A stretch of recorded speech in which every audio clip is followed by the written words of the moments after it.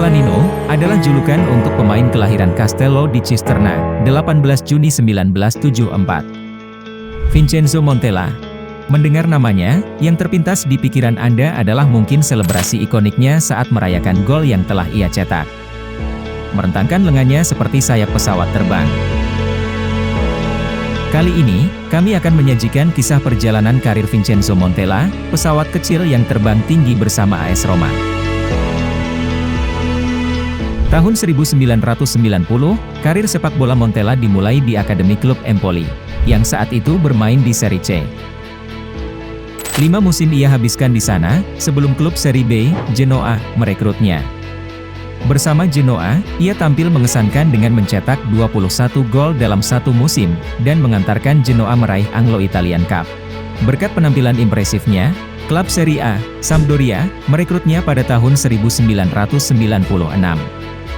Montella resmi berseragam Sampdoria dan memulai petualangan di kasta tertinggi sepak bola Italia. Pada musim perdananya bersama Sampdoria, ia sukses mencetak 24 gol dari 30 penampilan di semua kompetisi. 3 musim berseragam Sampdoria hingga datang tawaran dari Serigala Ibu Kota. Zdeněk Zeman adalah pelatih AS Roma tahun 1997 hingga 1999, yang berhasil meyakinkan manajemen Roma untuk mendatangkan Montella. Saat itu, sepak bola Italia terkenal dengan catenaccio. Namun Zeman memiliki filosofi yang bertentangan. Menurut Zeman, semakin banyak pemain yang berdiri di area pertahanan lawan, maka semakin banyak kemungkinan untuk mencetak gol. Zeman ingin Roma tampil sebagai tim yang ofensif. Kala itu, lini serang Roma sudah terbilang mewah, dengan adanya Francesco Totti dan Marco Del Vecchio. Namun, bagi Zeman, itu belumlah cukup. Ia butuh penyerang egois, dan mematikan di timnya. Penyerang yang tidak terlalu peduli dengan permainan tim, penyerang yang dapat meneruskan umpan, dan mengkonversi peluang sekecil apapun menjadi gol. Karakter tersebut ada pada diri Montella. Meski Zeman yang ngotot untuk mendatangkan Montella, justru Fabio Capello yang melatihnya di musim pertamanya di Roma. Sebelumnya, Zeman menggunakan formasi 4-3-3 untuk Roma. Berbeda dengan Capello, ia memilih 3-4-1-2. Untuk lini serang, Capello lebih sering memainkan Del Vecchio sebagai striker utama, sementara Montella hanya sebagai pemain pengganti. Hal ini membuat Montella geram kepada Capello. Namun, sebagai pelatih, Capello tahu jika Montella adalah pemain yang memiliki insting mencetak gol yang baik. Buktinya, meski berstatus sebagai pemain pengganti, di musim perdananya, ia sukses menjadi pencetak gol terbanyak klub dengan torehan 18 gol.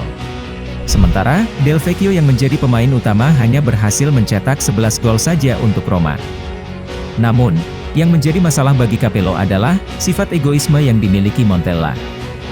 Menurut Capello, Montella adalah tipe pemain yang tidak bisa berbaur dan bekerja sama dengan tim. Oleh sebab itulah, Capello lebih sering memainkan Montella sebagai pemain pengganti. Ia sering menjadi penentu kemenangan bagi tim, meski memulai pertandingan dari bangku cadangan. Keputusan Capello yang kerap menjadikan Montella sebagai pemain pengganti menimbulkan asumsi bahwa Capello tidak senang terhadap pemain egois. Sebenarnya, Capello paham bahwa pemain dengan gaya bermain seperti Montella adalah pemain terbaik yang mampu memecah kebuntuan tim. Capello menjadikan Montella sebagai pemain pengganti, bukan berarti ia tidak suka dengan Montella. Namun, ia tahu, waktu terbaik untuk memainkan seorang pemain dengan karakter seperti Montella adalah saat tim sedang dalam keadaan terdesak, atau kesulitan untuk mencetak gol. Terbukti, selama Capello menjadi pelatih Roma, dari tahun 1999 hingga 2004, Montella tetap menjadi pemain Roma.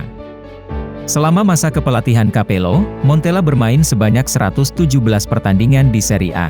84 diantaranya tampil di starting 11, dan sisanya sebagai pemain pengganti. Prestasi terbaiknya, saat berhasil mengantarkan Il Lupi meraih Scudetto untuk ketiga kalinya, pada musim 2000-2001.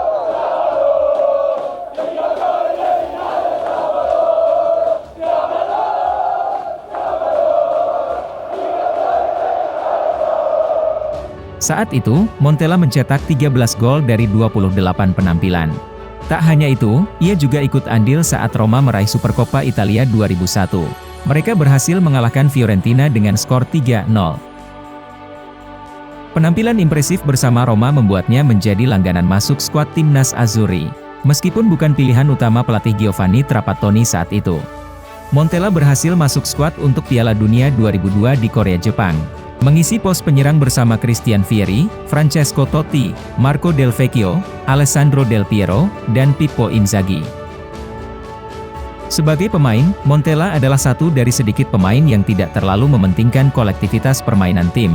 Karakter yang ia miliki memang bertentangan dengan prinsip dasar sepak bola, tapi itulah yang membesarkan namanya. Aksinya di atas lapangan, yang dengan liar menyusup ke dalam kotak penalti, dan tentunya, ingin selalu dilayani pemain lain. Hal itu menegaskan bahwa ia adalah satu-satunya pemain yang pantas mencetak gol. Berikan tanggapan kalian mengenai perjalanan karir Vincenzo Montella, pesawat kecil yang terbang tinggi bersama AS Roma. Grazie. Arrivederci.